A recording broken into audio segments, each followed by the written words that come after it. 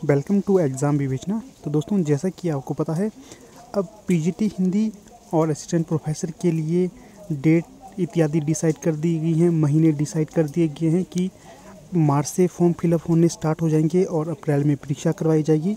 इसी के मद्देनज़र जो हमारा डेली मॉक टेस्ट कोर्स है या जो हमारा यहाँ पर कोर्स दिया गया है ना, देखिए ये वाला, इसको आपको परचेज़ करना चाहिए, क्योंकि यहाँ पर आपको लगभग 3 महीने के अंदर सारा हिंदी साहित्य कवर करवाया जाएगा और आपको संपूर्ण एक जानकारी मिल जाएगी हिंदी साहित्य की, ठीक है ना। तो मेरे ख्याल से आपको ये कोर्स अवश्य परचेज़ करना चाहिए। ज़्यादा समय इसमें लगेगा नहीं, 3 महीने के अंदर आपको सारा आपका सिलेबस मिल जाएगा और इसी के अंतर्गत, इसी के आसपास आपका जो परीक्षा का जो शेड्यूल है वो भी स्थापित कर दिया जाएगा, ठीक है ना। इसके पश्चात आपको पूरा पता चल जाएगा कब परीक्षा होगी कब नहीं। आपको इस कोर्स के साथ अवश्य जुड़ना चाहिए। जो तैयारी कर रहे हैं पीजीटी हिंदी, कॉलेज कैडर इत्यादि या एलटी कमीशन इत्यादि के लिए आपको जुड़ना चाहिए। और इसकी जो फीस भी मात्र 299 है, बहुत ही कम फीस है। तो अवश्य संपर्क कीजिएगा इस नंबर से 8193121229 पे, ठीक है ना। डिस्क्रिप्शन बॉक्स में भी इसका लिंक मिल जाएगा। चलिए अब वीडियो को स्टार्ट कर देते हैं, आज की वीडियो को। आज की वीडियो का अगला प्रश्न यहाँ पर पूछा गया है, एक या अधिक अक्षरों से बनी हुई स्वतंत्र सार्थक ध्वनि को क्या कहा जाता है।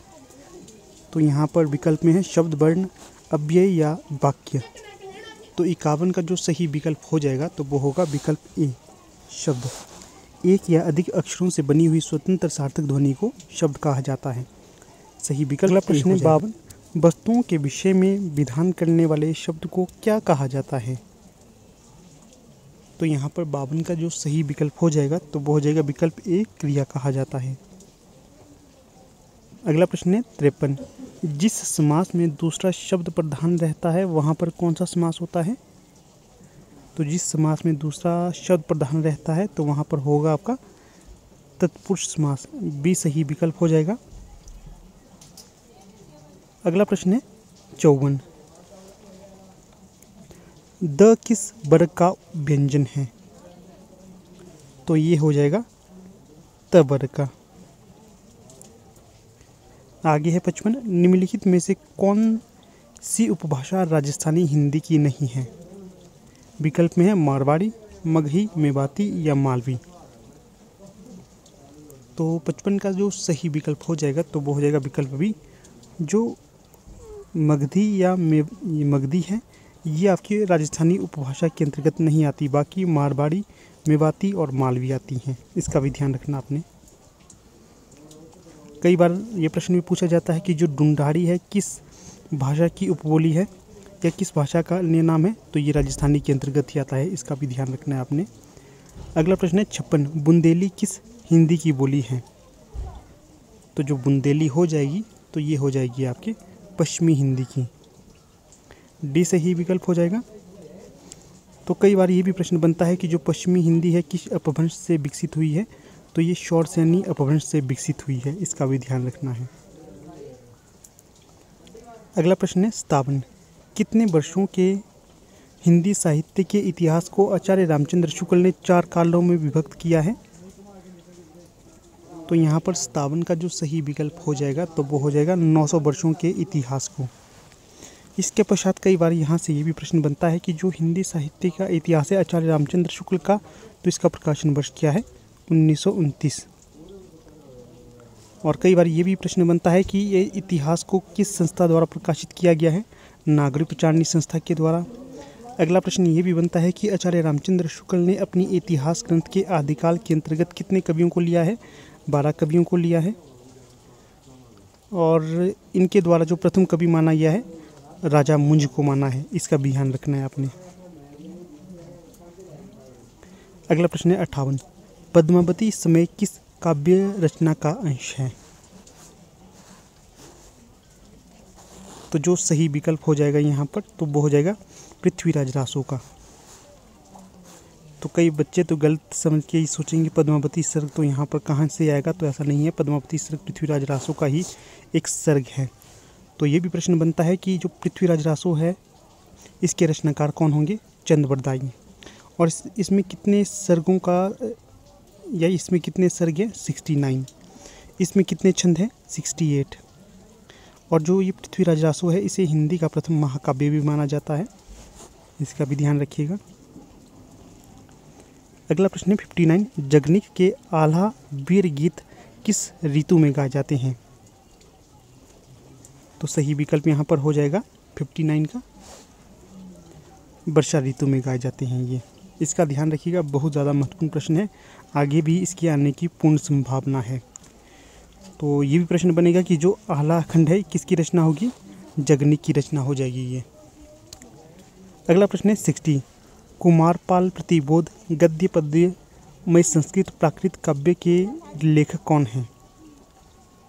तो 60 का सही विकल्प हो जाएगा सोमप्रभ सूरी की रचना हो जाएगी कुमारपाल प्रतिबोध। और ये भी प्रश्न बनता है कि जो कुमारपाल चरित ये किसकी रचना हो जाएगी? तो ये हेमचंद्र की रचना हो जाएगी।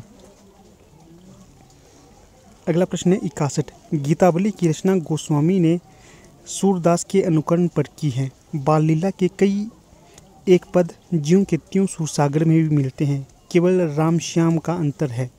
तो ये कथन किस आलोचक का होगा?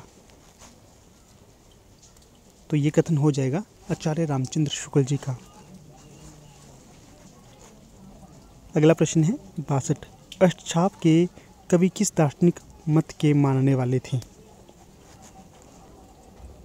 तो ये थे शुद्धाद्वैत दार्शनिक मत को मानने वाले, बी सही विकल्प हो जाएगा 62 का। तो यहाँ से कुछ और तथ्य आपको बता देता हूँ। जो अष्टछाप है इसमें कितने कवि संकलित थे? तो इसमें थे 8, कवियों की संख्या 8 थी। और किसने अष्टछाप की स्थापना की थी? विट्ठलनाथ जी के द्वारा। विट्ठलनाथ किसके पुत्र थे? बलवाचार्य जी के पुत्र थे। सबसे वरिष्ठ कवि कौन थे? कुंभनदास। और सबसे कनिष्ठ कवि कौन थे? नंददास। इसका भी ध्यान रखना है। कुंभनदास थे बलवाचार्य जी के शिष्य, और जो नंददास थे ये थे विट्ठलनाथ जी के शिष्य। सूरदास के बारे में भी पूछा जाता है कि सूरदास किस आचार्य के शिष्य थे? तो यह भी बलवाचार्य जी के ही शिष्य थे। तो कई बार ये भी प्रश्न पूछा जाता है कि जो अष्टछाप थी ना, इसकी स्थापना कब की गई थी? तो शायद 1565 के आसपास इसकी स्थापना की गई है। अभी पूरा मुझे याद नहीं आ रहा है, तो ये भी हो सकती है, या तो आप भी मुझे एग्जैक्ट डेट बता सकते हो।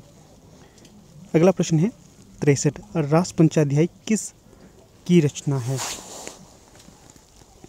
तो 63 का यहाँ पर सही विकल्प हो जाएगा विकल्प बी, नंददास की रचना हो जाएगी रास पंचाध्याय। आगे है मीराबाई की उपासना किस प्रकार की है? तो जो मीराबाई है इनकी उपासना हो जाएगी माधुर्य भाव की, दासे भाव की तुलसीदास जी की हो जाएगी, सख्य भाव की सूरदास की हो जाएगी। इसका भी ध्यान रखना है। अगला प्रश्न है यहाँ पर, अमिय हलाहल मद भेरे सेत श्याम रतनार जियत मरत झुकी झुकी परत जेहि चितवन एक बार, उपयुक्त दोहे के रचयिता कौन है? तो सही विकल्प हो जाएगा विकल्प डी, उपयुक्त में से कोई नहीं। तो यहाँ पर जो 65 का सही विकल्प होना था तो वो होना था रसलीन, इनकी ये पंक्ति हो जाएगी।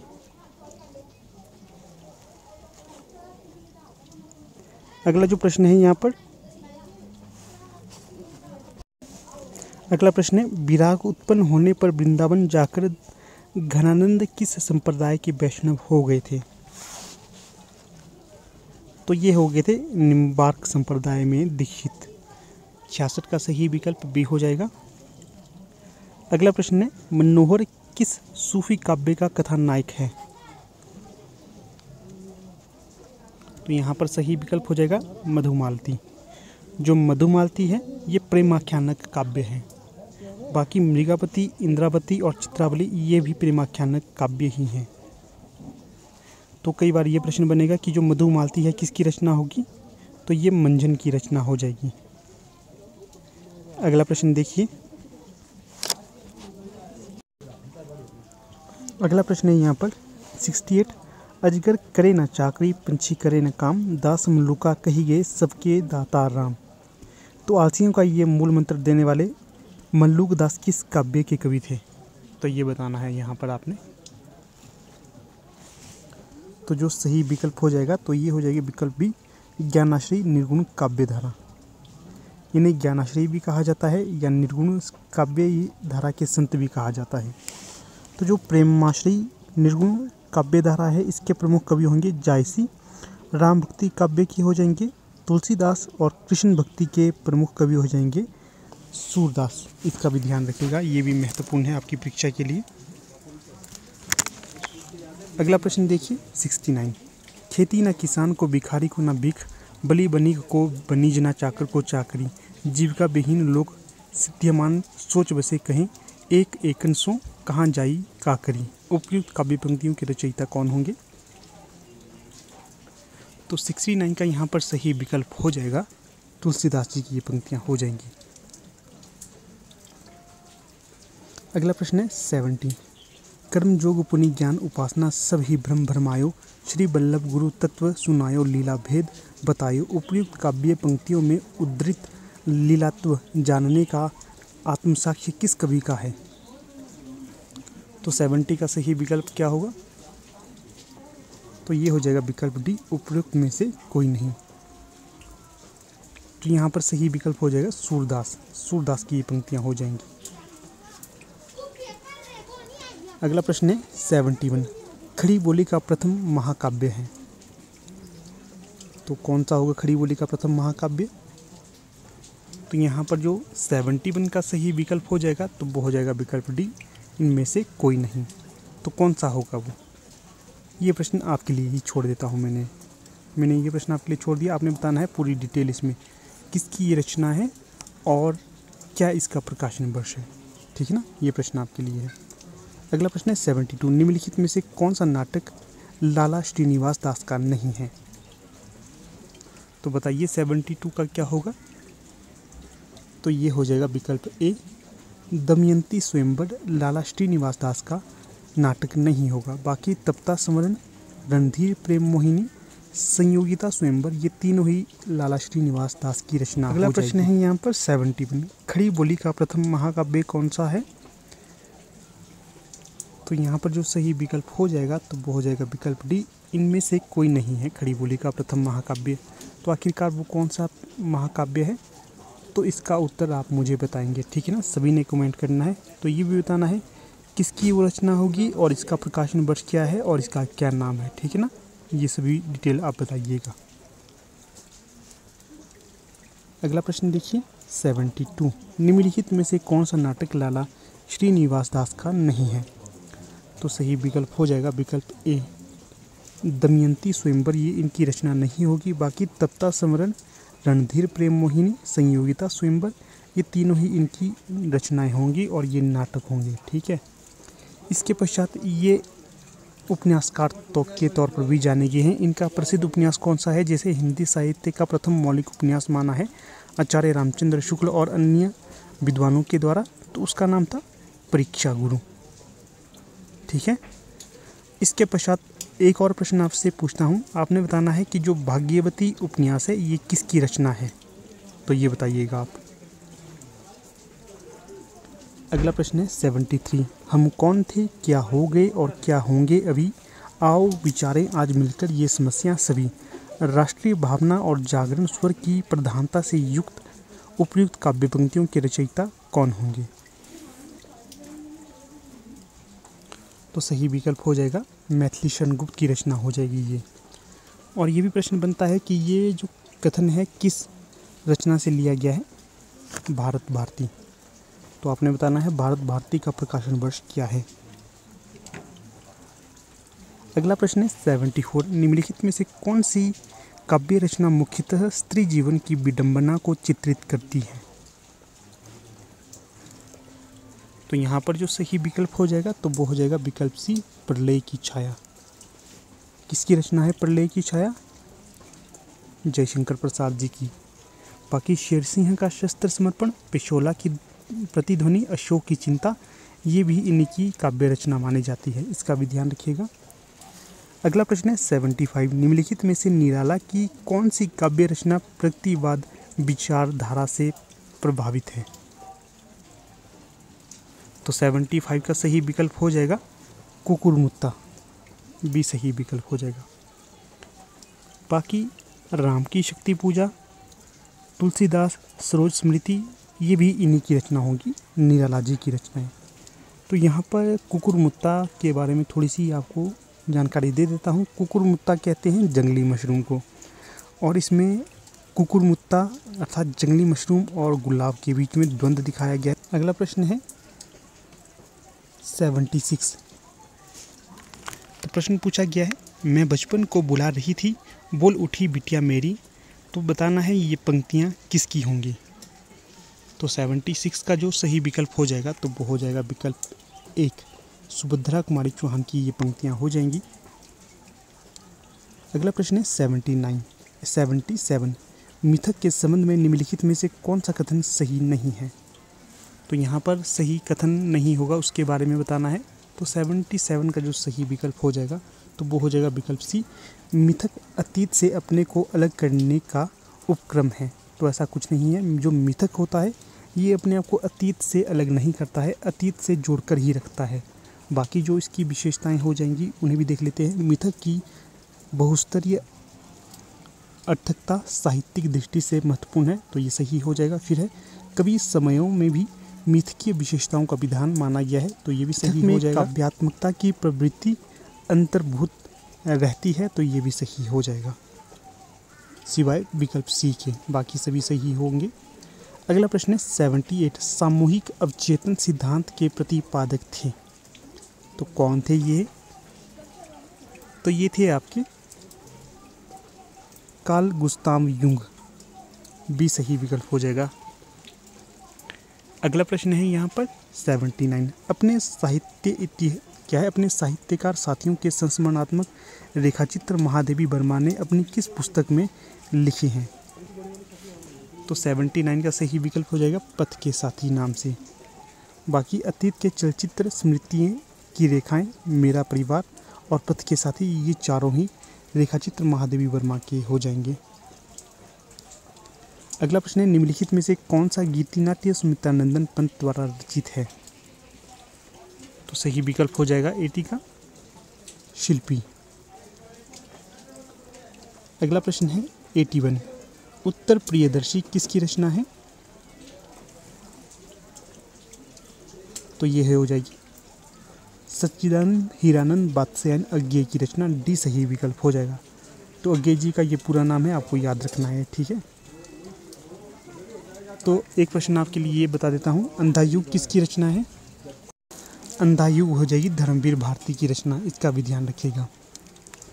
अगला प्रश्न है 82। शब्द की जिस शक्ति से उसके सांकेतिक अथवा प्रसिद्ध अर्थ का बोध हो, वहाँ पर कौन सी शब्द शक्ति होती है। अच्छा और इम्पोर्टेंट प्रश्न है ये भी। अभिधा यहाँ पर सही विकल्प हो जाएगा। अगला प्रश्न है 83। जब एक ही शब्द एक ही अर्थ में अनेक बार प्रयुक्त हो तथा किसी आकस्मिक भाव को प्रकट करे, तो वहाँ पर कौन सा अलंकार होता है। तो ये होगा विप्सा अलंकार। 83 का सही विकल्प बी हो जाएगा। अगला प्रश्न है, शब्दार्थों सहितो काव्यम, ये जो पंक्ति है किस आचार्य की है। तो ये हो जाएगी आचार्य भामह की। अगला प्रश्न है 85। विभावानुभाव व्याभिचारी संयोगाद्र रस निष्पत्ति, जो ये रससूत्र है, आचार्य भरत के इस रससूत्र की व्याख्या सर्वप्रथम किसने की थी।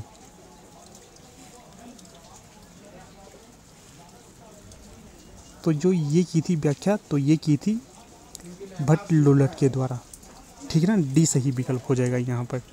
भट्ट लोलट ने इसकी सर्वप्रथम व्याख्या की थी, क्योंकि सबसे पहले आते हैं भट्ट लोलट, फिर आएंगे आपके आचार्य श्री शंकु, फिर आएंगे आपके भट्ट नायक और सबसे अंत में आएंगे अभिनव गुप्त। तो डी सही विकल्प हो जाएगा। और ये जो रससूत्र है किसका है, आचार्य भरत मुनि का, इसका भी ध्यान रखिएगा। तो ठीक है, अब यहाँ पर हमारी वीडियो का समापन हो जाता है। आपको वीडियो के अंत करने से पहले हमारा जो क्रैश कोर्स है, या आप कह सकते हैं मॉक टेस्ट है, उसके बारे में बता देता हूँ। ये देखिए, ये नया क्रैश कोर्स या टॉप 10 मॉक टेस्ट की PDF या ई-बुक आपके समक्ष लाया हूँ।